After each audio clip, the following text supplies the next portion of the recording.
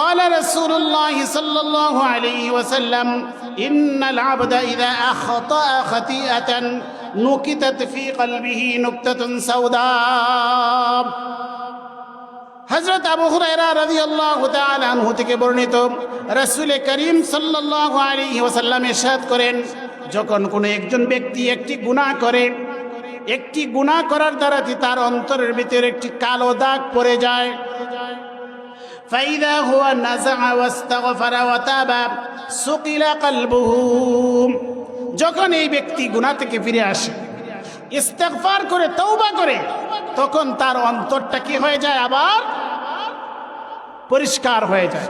এই কালো দাগটা কি হয়ে যায়? পরিষ্কার হয়ে যায়।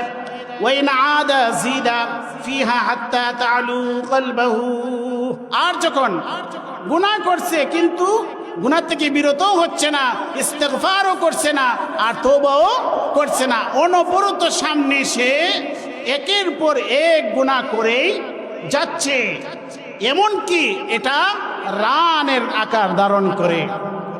ওহুয়ার রান, যখনই তার অন্তরের ভিতরে এই গুনাহটা প্রবল আকার ধারণ করে, পরিপূর্ণভাবে তার অন্তরটা কালো কালিমা লেপন হয়ে যায়, কালো হয়ে যায়, তখন এটাকে বলে রান।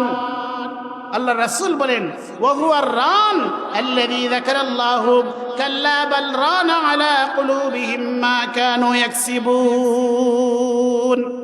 এটা হচ্ছে রাসূলের হাদিস থেকে ব্যাখ্যা। কোরআনের আয়াতে আল্লাহ বলেছেন কাল্লা বাল রানা আলা কুলুবিহিম মা কানু ইয়াকসিবুন, তারা যে কৃতকর্ম করেছে, একের পর এক নাফরমানি, একের পর এক আল্লাহর সীমালঙ্ঘন, একের পর এক পাপ যে করছে, এই পাপ প্রবল হয়ে তাদের অন্তরকে একদম কালো করে ফেলেছে। অন্তর যখন কালো হয়ে গেছে, তখন আর ভালো জিনিস আর তার কাছে ভালো লাগে না। এই জন্য কোরআনকে বলে আসাতিরুল আউয়ালিন, কোরআনকে বলে এটা হচ্ছে আগেকার যুগের গাল গল্প।